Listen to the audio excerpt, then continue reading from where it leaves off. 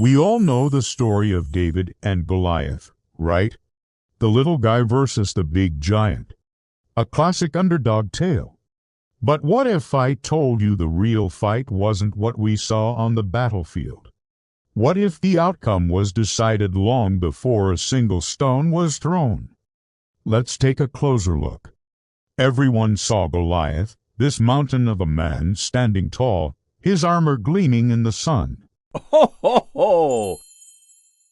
But no one saw what was happening behind the scenes. Before the showdown even began, Goliath wasn't just big. He was loud, proud, and absolutely convinced he was invincible. For 40 days, he marched out, day after day, mocking, bragging, and flexing his strength. He was the undisputed champion, the unbeatable force. But something dangerous was happening inside him. Ho, ho, ho!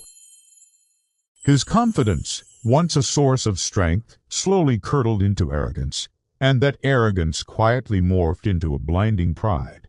While Goliath was busy polishing his spear and admiring his own reflection in his shield, a young shepherd boy named David was polishing something else entirely. He was honing his character. He was sharpening his courage. Ho, ho, ho!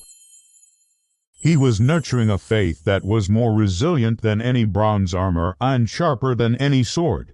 He wasn't focused on the size of the enemy. He was focused on the size of his conviction. And here's the secret. The part of the story we often miss. Goliath didn't fall the moment the stone hit him. Ho, ho, ho! No, his defeat began much earlier. He fell the moment he started to believe he was too big to fail. The moment he underestimated his opponent. The moment his pride blinded him to any other possibility besides his own victory. He was already stumbling, long before he hit the ground. On the other side, David had already won. He won long before he even stepped into that valley. Ho, ho, ho! Why? Because he was fighting a completely different battle than Goliath understood. It wasn't a battle of muscle or might, of spear versus sling. It was a battle of spirit, not size. A battle of humility against hubris. David knew that true strength doesn't come from how big you are on the outside, but from what you're made of on the inside. Ho, ho, ho! In the end, the giant's greatest weakness wasn't the small shepherd boy standing before him. It was the enormous pride swelling inside him. That was his fatal flaw.